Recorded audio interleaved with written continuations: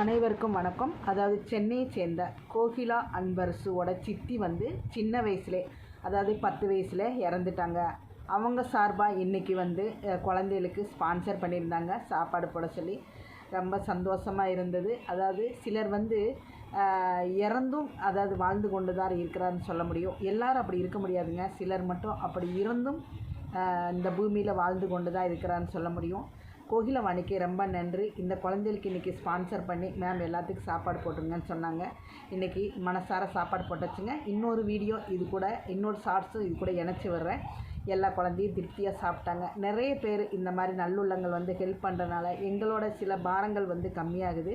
இன்றைக்கி நம்ம குழந்தைகளுக்கு சிக்கன் சாப்பாடு தாங்க, நல்லா சாப்பிட்டாங்க. எல்லோரும் நம்ம செட்டில் இருக்க குழந்தைங்க, ஸ்ட்ரீட்டில் இருக்கிற குழந்தைங்க, வீட்டில் இருக்க குழந்தைங்க எல்லோரும் நல்லா சாப்பிட்டாங்க. அவங்களுக்கு சத்யபாமாவுக்கு என்னோடய நினைவு அஞ்சலியை செலுத்துகிறேன். நன்றி, வணக்கம்.